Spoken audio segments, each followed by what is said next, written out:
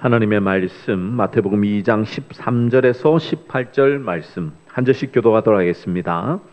그들이 떠난 후에 주의 사자가 요셉에게 현몽하여 이르되 헤롯이 아기를 찾아 죽이려 하니 일어나 아기와 그의 어머니를 데리고 애굽으로 피하여 내가 내게 이르기까지 거기 있으라 하시니 요셉이 일어나서 밤에 아기와 그의 어머니를 데리고 애굽으로 떠나가 헤롯이 죽기까지 거기 있었으니 이는 주께서 선지자를 통하여 말씀하신 바 애굽으로부터 내 아들을 불렀다 함을 이루려 하심이라. 이에 헤롯이 박사들에게 속은 줄 알고 심히 노하여 사람을 보내어 베들레헴과 그 모든 지경 안에 있는 사내 아이를 박사들에게 자세히 알아본 그때를 기준하여 2살부터 그 아래로 다 죽이니 이에 선지자 예레미야를 통하여 말씀하신 바 라마에서 슬퍼하며 크게 통곡하는 소리가 들리니 라헬이 그 자식을 위하여 애곡하는 것이라. 그가 자식이 없으므로 위로 받기를 거절하였도다 함이 이루어졌느니라. 아멘. 여러분, 우리가 세상에 살다 보면 예기치 못한 사건 사고로 얼마나 참혹하고 이 한탄스러울 때가 많습니까?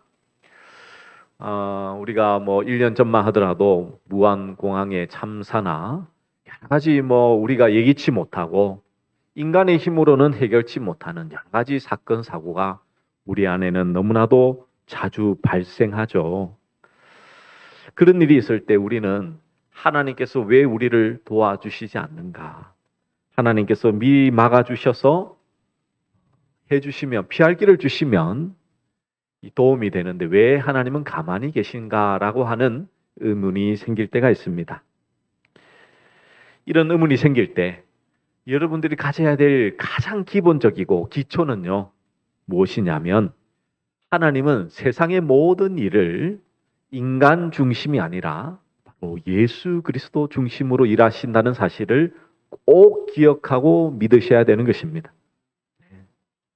하나님께서는 우리 인간 중심으로 모든 것을 해결하시는 분이 아니세요. 예수님을 통하여 그 예수 그리스도 중심으로 하나님은 하나님의 일을 이루시는 분이십니다. 그런데 그렇게 하나님의 일을 행하실 때에 사람들의 입장에서는 왜 하나님께서 고난과 어려움 속으로 우리를 밀어넣으시는가라고 생각할 수 있으시겠죠.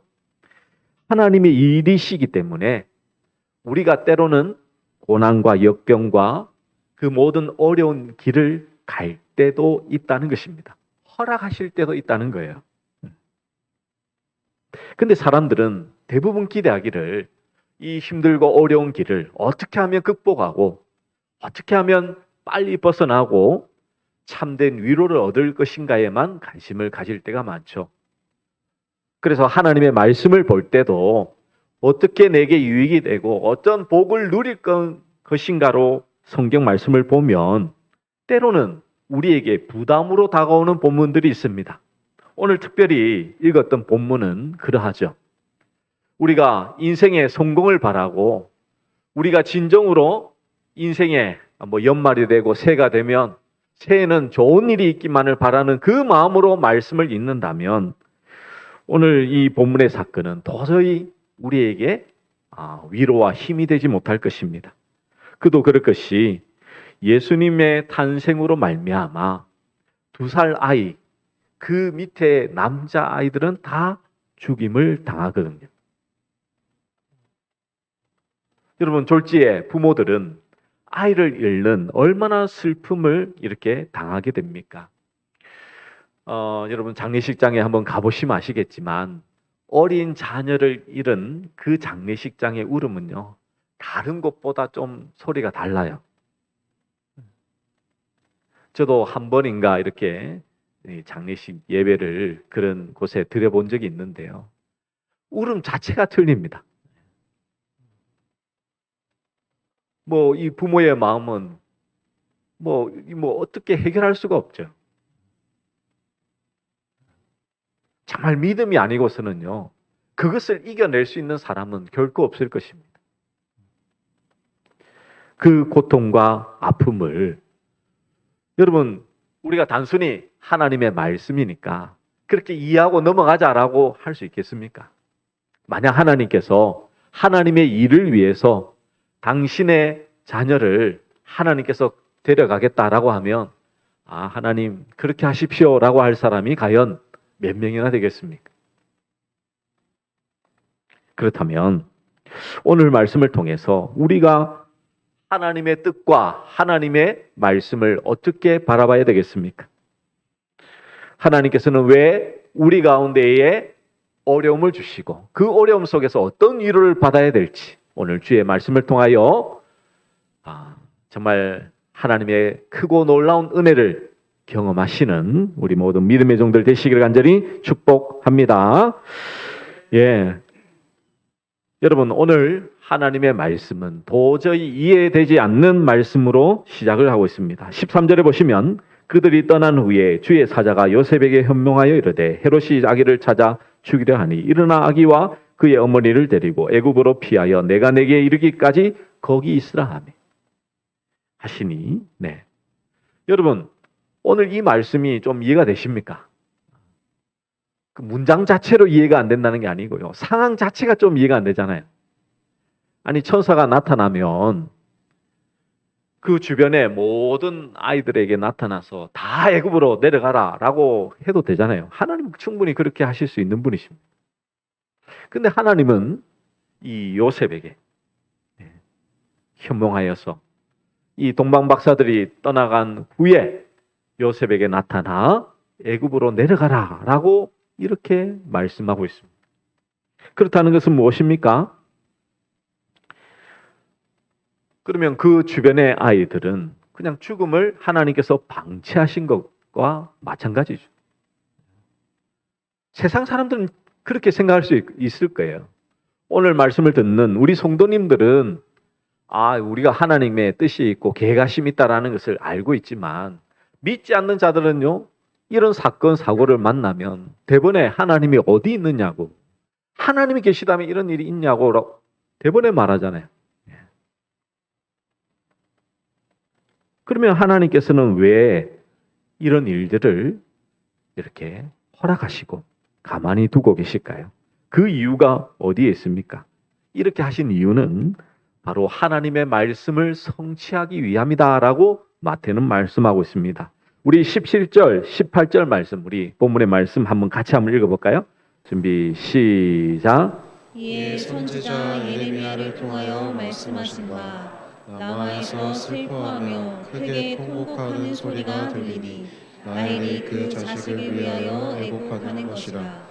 그가 자식이 없으므로 위로받기를 거절하였도다 함이 이루어졌느니라. 아멘. 그러니까 이렇게 아이들이 죽게 된 이유, 헤롯 왕이 이제 2살 아래로 계산해서 다 죽여버리죠. 그 인근 지역으로 다 죽여버리는데, 이렇게 된 것은 예레미야를 통하여 말씀하신 바 그것을 이제 이루었다라고 말씀하거든요. 그러면 이제 우리가 살펴볼 것은 그 말씀이죠. 그러면 예레미야 31장 15절 말씀은 과연 어떤 말씀을 하고 있습니까? 마태가 그 말씀을 인용했지만 이 마태복음에서의 말씀과 이 예레미야 31장 15절 말씀은 약간의 좀 차이가 있습니다. 이거 뭐 번역상의 차이라고 생각하시면 되니까요. 한번 보시면 이렇게 말씀합니다. 예레미야 31장 15절에 보시면 여호와께서 이와 같이 말씀하시니라. 라마에서 슬퍼하며 통곡하는 소리가 들리니 라헬이 그 자식 때문에 애곡하는 것이라. 그가 자식이 없어져서 위로받기를 거절하는도다. 그러니까 지금 뭐라고 말씀하고 있습니까? 이 라마에서 슬퍼하며 크게 통곡하는, 애곡하는 소리가 들리는데 그가 자식이 없어져서 어떻게 하냐면 위로받기를 거절한다라고 말씀하고 있습니다. 그러면 이 말씀의 상황을 좀 이해하셔야 되죠. 지금 예레미야가 이 말씀을 하고 있는 것은 이제 유다와 이스라엘이 각각 바벨론과 아수르에 의해서 멸망을 당하고 그 백성들이 포로로 잡혀가는 그 상황을 배경으로 말씀하고 있는 거예요. 이 라마라는 지역은요, 이 예루살렘과 베들레헴과 가까운 지역입니다. 근데 이 지역은 유다 백성들이 바벨론으로 포로로 잡혀갈 때 직결했던 지역이에요. 베냐민 지파의 성읍이기도 했습니다. 근데 그곳에는요, 라헬의 무덤이 있는 곳이었습니다. 셀사라는 곳이 이 라헬의 무덤인데 이곳에 있는 거예요. 근데 이 라헬이 이제 무덤 속에 있잖아요. 이제 바라봅니다. 이제 자신의 자손들. 그도 그럴 것이 이 라헬이 낳은 아들이 바로 요셉과 베냐민이죠. 요셉은 므낫세와 에브라임을 낳게 되는데요. 이 북이스라엘 중에서 에브라임 지파가 가장 큽니다. 그래서 구약 성경에 보시면 에브라임아, 에브라임아라고 할 때 각 지파를 들지 않고 통칭하여 에브라임아라고 할 때는 바로 북이스라엘을 가르치고 있는 거예요. 그리고 이제 베냐민은 유다의 지파 중에 한 지파죠. 유다 지파와 베냐민 지파가 이제 유다, 남유다 지역을 이제 이렇게 이루고 있었죠. 그래서 라헬은 북이스라엘과 남유다의 어머니라고 할 수 있는 거예요. 근데 그런 어머니가 이제 무덤에서 바라보는데 이제 자기 신의 자손들이 지금 잡혀가는 거예요. 그러면서 통곡을 하는 거예요. 장례식장에서 자녀가 죽었을 때 그 우는 울음처럼 얼마나 그 마음속 깊은 곳에서 우러나오는 그 슬픔이 통곡으로 이렇게 펼쳐지고 있겠습니까? 이러한 라헬의 애곡 소리를 이제 자기 자식이 사라지니까, 없어지니까 그렇게 애달파 우는 거예요. 그런데 이 예레미야의 말씀이 어떻게 됐다고요? 이루어졌다는 거예요. 지금 생각해 보십시오. 예수님이 탄생함으로 말미암아 애굽으로 내려가시고 피하셨죠. 그리고 아이들이 죽는데 그 죽는 그 모든 현장이 이 예레미야의 말씀이 이루어졌다고 말씀하고 있는 거예요.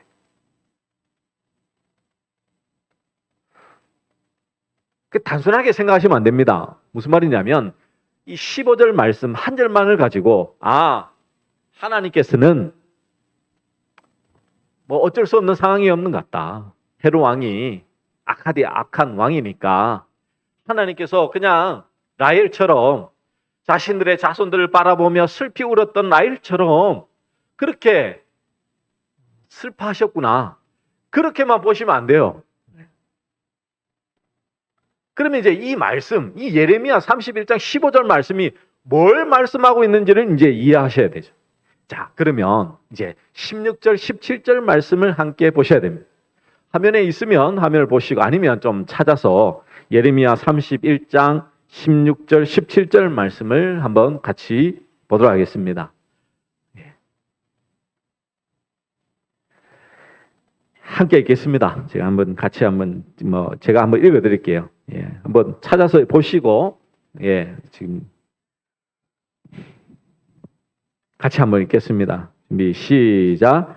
여호와께서 이와 같이 말씀하시니라. 내 울음소리와 내 눈물을 멈추어라. 내일에 삭슬 받을 것인즉 그들이 그의 대적의 땅에서 돌아오리라. 여호와의 말씀이니라. 너의 장래에 소망이 있을 것이라. 너의 자녀가 자기들의 지경으로 돌아오리라. 여호와의 말씀이니라. 아멘. 보시면 하나님께서 라헬이 자기 자손들을 보고 무덤에서조차 통곡하며 애곡한다라고 했는데 그것으로 끝이 아니에요. 뭐냐면 내 울음소리와 내 눈물을 뭐하라고요? 멈춰라. 왜? 그들이 그의 대적의 땅에서 돌아오리라. 너희의 장래에 소망이 있을 것이라. 너희의 자녀가 자기들의 지경으로 돌아오리라. 그러면 이 예레미야 31장에 이 마태가 인용한 말씀은 단순히 울어라, 슬퍼해라. 그것이 끝이 아니죠. 하나님께서 이 유다 백성을 다시금 돌아오게 하심으로 위로를 주실 것이다. 그것을 지금 말씀하고 있는 거죠. 예레미야 31장 15절 말씀은 그냥 그 한 구절만 말씀하고 있는 것이 아니라 그 전체적인 내용을 보면 하나님께서 다시금 그들을 회복시키실 것이다. 그것으로 내 눈물과 아픔을 그쳐라 라고 말씀하고 있다는 것이죠. 반드시 그들을 포로에서 돌아오는 구원을 베풀 것임을 약속하고 있는 것입니다. 이 약속을 더 강조하기 위해 이런 슬픔이 있었다는 것이죠. 근데 이것이 지금 예수님께서 탄생하실 때에 아이가 죽는 그 사건과 이제 함께 이루어진다는 거예요. 그 말은 어떤 의미입니까? 헤롯의 창국으로 인한 그 슬픔도 결국은 하나님께서 주시는 위로함과 하나님의 회복하심이 있을 것임을 지금 말씀하고 있는 것이죠. 자녀를 빼앗긴 그 심정은 무엇으로도 위로가 될 수 없지만 그러나 하나님께서 그 대적의 땅에서 다시 돌아오게 하실 것이니 눈물을 흘리지 말고 애국을 멈추며 소망을 가져라. 기쁨을 가져라. 하나님의 위로를 받으라고 말씀하고 있는 것이죠.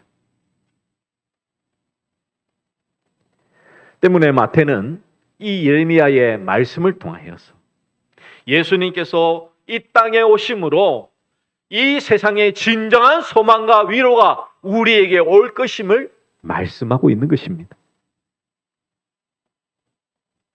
이스라엘 백성들이 포로로 잡혀간 그 눈물 어린 그 통곡이 포로에서 돌아오는 것으로 해결되듯이 예수님께서 이 땅에 오심으로 말미암아 소망 없고 죽음 가운데 있는 우리가 진정한 소망과 위로함을 얻게 될 것임을 바로 말씀하고 있는 것이죠. 결국 라헬의 슬픔은요, 단순히 그냥 이스라엘이 멸망당했기 때문에 눈물 흘린 것은 아니겠죠. 왜? 그들이 포로로 잡혀간 것은 죄 때문이었잖아요. 이스라엘의 죄 때문이었습니다. 죄로 인한 슬픔이었죠.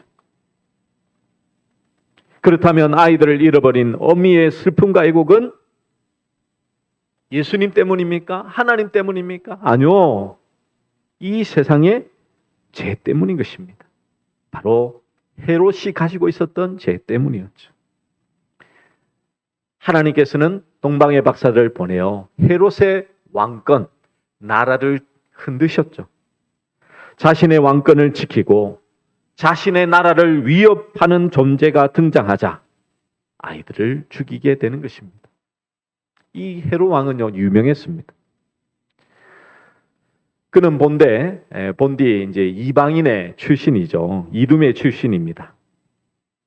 로마에 아부하여 왕권을 차지한 사람이었죠. 그는 유대 왕의 정통을 세우려고 유대 하스몬 왕조의 공주와 결혼을 하게 됩니다. 근데 나중에 두 아들을 낳게 되는데 자신의 왕권을 이제 이렇게 도전하니까 어떻게 하냐면 아들들 마저 죽여버립니다.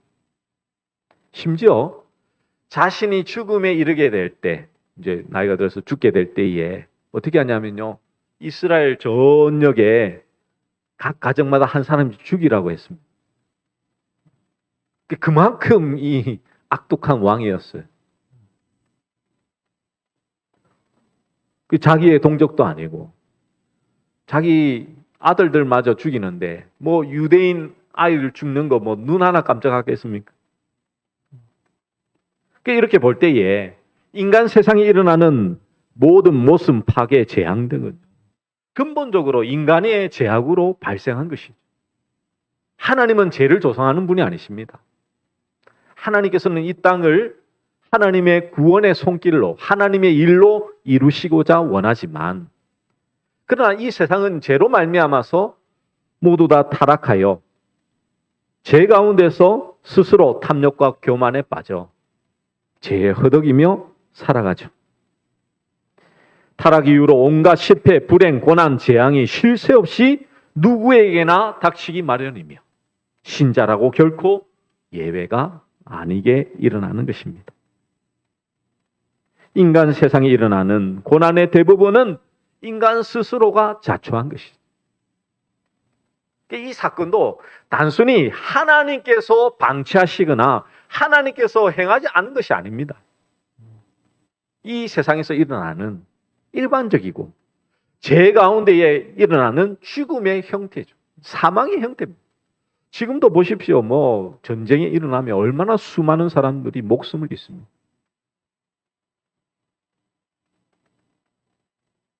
자신의 이익을 얻고자 사람의 목숨을 죽이는 일들이 지금도 일어나잖아요. 지금도.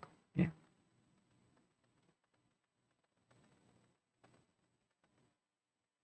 이러한 어미들의 슬픔, 애국의 위로가 되는 것은 단 하나라는 사실입니다. 바로 세상의 죄를 심판하실 승리자로 오실 예수 그리스도밖에 없다는 사실이죠. 예수님만이 우리의 소망이요, 예수님만이 우리의 위로자 되신다는 사실. 교회를 조금만 다녀보시면, 믿음이 조금만 있으면 이것은 너무나 잘 아는 사실입니다. 근데 그것이 여러분 지식으로 끝이 나면 안 돼요. 여러분에게 실제적으로 여러분의 현실 속에서 이 어려움이 있을 때에 진정으로 예수님만이 나의 소망입니다. 나의 위로입니다. 라는 고백이 있냐는 사실입니다.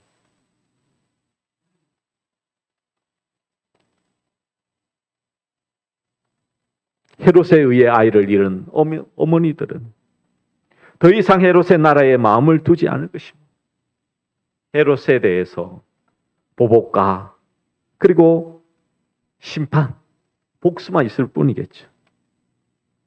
그러므로 아이를 잃은 어머님들에게는 어떤 것이 진정한 위로가 될 뿐이겠습니까? 이 세상에 진정한 구원자로 오시는 예수님밖에 없다는 사실. 그렇지 않습니까, 여러분?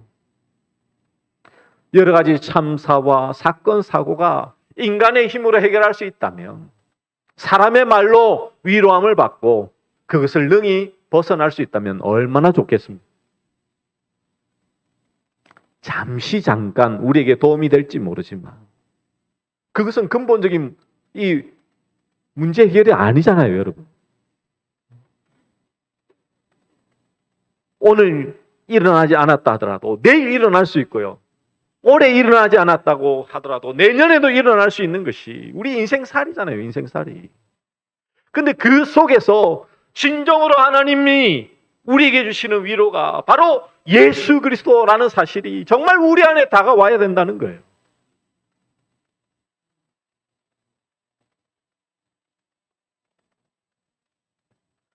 예수 그리스도만이 우리의 희망이요, 소망이며 위로자로 살아가는 것이 진정한 하나님의 나라의 백성의 모습이라는 것이죠.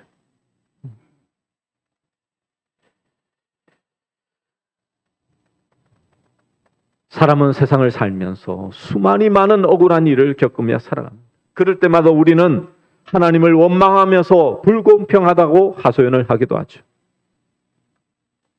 하지만 여러분이 겪는 억울함과 아픔은 누구 때문입니까?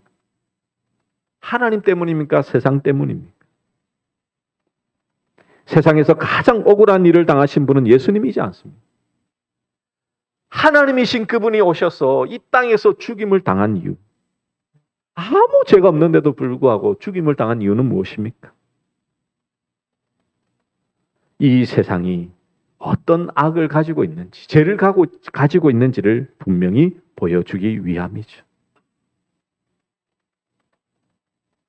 세상은 이미 악할 대로 악하고 죄가 간영하여 도저히 우리 인간 스스로는 자정하여 정말 하나님 앞에 거룩함으로 설 수 없는 존재입니다. 그래서 하나님은 예수 그리스도를 이 땅에 보내주신 것이죠.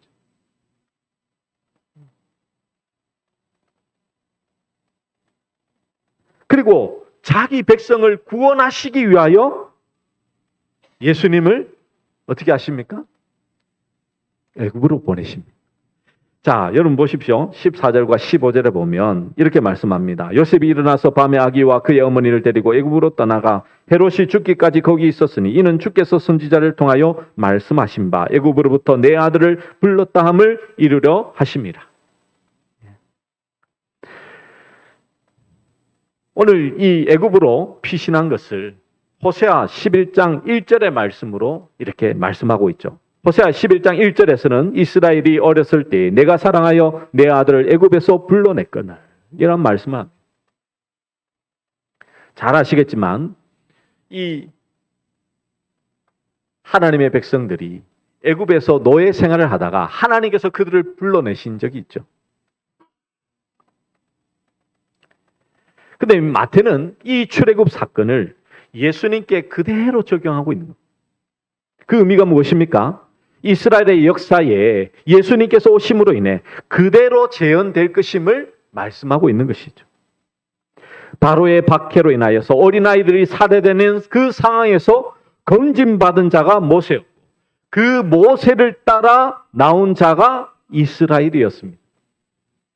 그와 같이 헤롯의 박해로 인해 아이들이 살해되는 상황에서 건진받은 자가 예수님이시고 그 예수님을 따라 부름을 받는 자가 새로운 이스라엘. 지금은 바로 교회죠, 교회. 그것을 말씀하고 있는 것이죠. 따라서 교회는 이 세상 속에서 예수님 때문에 어떤 박해와 핍박과 고난을 당해야 될지를 분명히 알아야 되는 것입니다. 아, 내가 억울하다. 나 아무 잘못도 없는데 내가 왜 이런 일을 당했느냐라고 우는 것이 아니고요. 이 세상의 죄와 악을 바라보면서 교회는 울어야 되는 것입니다. 예수님께서 십자가에서 너와 너의 자녀와 예루살렘을 위하여 울라라고 말씀하셨던 거죠. 우리가 진정으로 울어야 될 것은 내게 일어나는 현상, 내게 일어나는 문제, 어려움, 고통, 환난, 원통함이 아니라 이 세상의 악을, 이 세상의 죄악으로 말미암아 죽음 가운데 머물러 있는, 도저히 해결 안 받지 못하며 그 속에서 아무런 반응 없이 살아가고 있는 그들을 향하여 진정으로 울 수 있어야 되는 것이죠. 하나님께서 이스라엘을 애굽에서 불러낸 것처럼 예수님 또한 자기 백성을 애굽에서 불러내실 분으로 이 땅에 오셨습니다. 따라서 예수님을 자신을 애굽에서 불러내기 위한 분으로 본다면 애굽을 바라보는 눈이 달라져야 되겠죠. 애굽은 바로 세상, 죄를 뜻합니다. 이스라엘처럼 애굽의 것을 그리워하면서 하나님을 원망하는 자로 살아서는 결코 안 되겠죠. 근데 우리의 현실은 어떠합니까? 애굽을 내가 불러냄을 받아야 할 곳으로 바라보며 살아가고 있습니까? 애굽의 것이 없다고 해도 원망하지 않고 하나님이 약속하신 영원한 하나님의 나라를 바라보며 그 소망으로 살아가고 계십니까?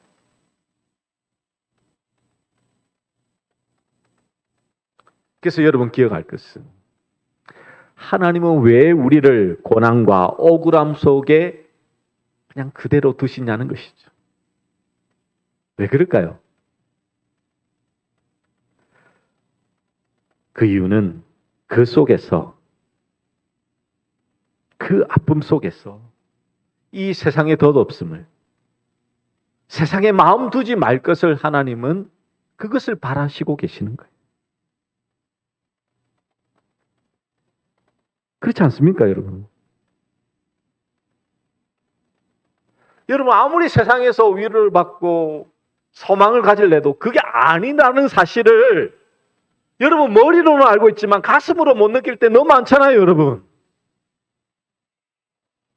내게 당장 조그만 일이 좀 풀리지 않는 문제, 그것만 있어도 나 자신을 바라보는 것이 아니라 하나님을 향한 원망으로 쏟아내는 게 우리의 제약된 모습이잖아요, 여러분.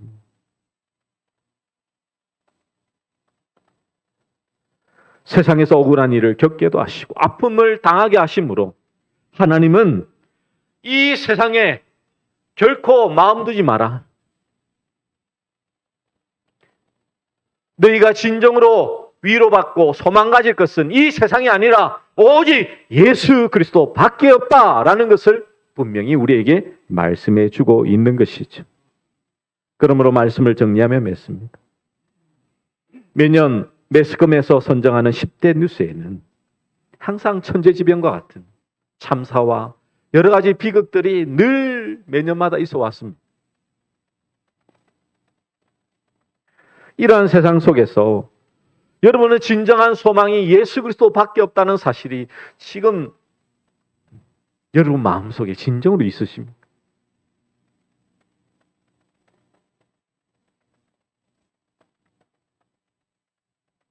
하나님은 그러한 일을 통해 세상에 대해 실망하게 하시고 대신 그리스도 예수만을 바라보게 하신다는 그 사실이 지금 이 말씀이 여러분의 심령에 자리 잡고 계셔야 되는 거예요.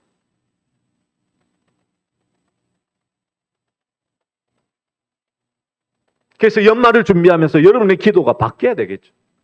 하나님, 내년에는 이런 일들이 일어나지 않게 해주십시오. 저런 문제가 해결되게 해주십시오가 아니라 하나님, 내 마음속 진정한 소망이 예수 그리스도가 되게 하여 주시옵소서. 내가 문제가 생길 때마다 나의 진정한 위로는 예수 그리스도이십니다. 그 마음이 결코 흔들리지 않게 주여 붙들어 주시옵소서. 그렇게 기도함으로 하나님 앞에 서시는 우리 모든 믿음의 종들 되시기 바랍니다. 그러할 때에 우리 모든 신자는 세상에서 기쁨 얻기를 소망하는 것이 아니라 오직 예수님께서 임마누엘 오신 그 성탄의 기쁨이 진정한 나의 기쁨과 위로가 될 것입니다. 그 은혜 속에서 매일을 살아가는 모든 믿음의 종들 되시기를 간절히 축복합니다. 우리 말씀을 기억하며 우리 나의 한숨을 바꾸셨네 찬양하도록 하겠습니다.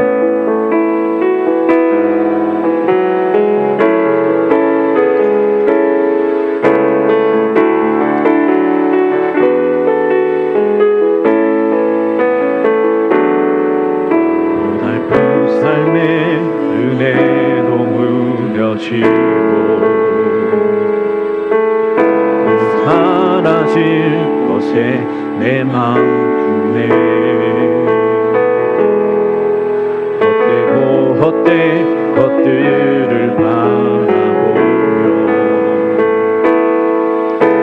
그 은혜를 보시며 살았네. 주어진 삶을 묵묵히 살아가며 날 붙드신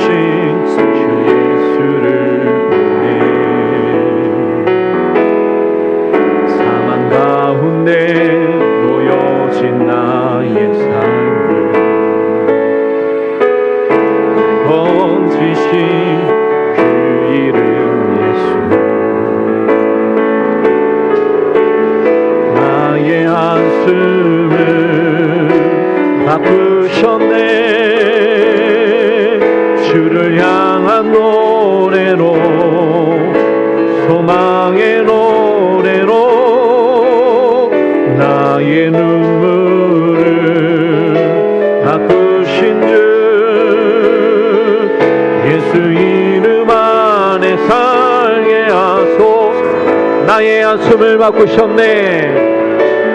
나의 한숨을 바꾸셨네. 주를 향한 노래로, 소망의 노래로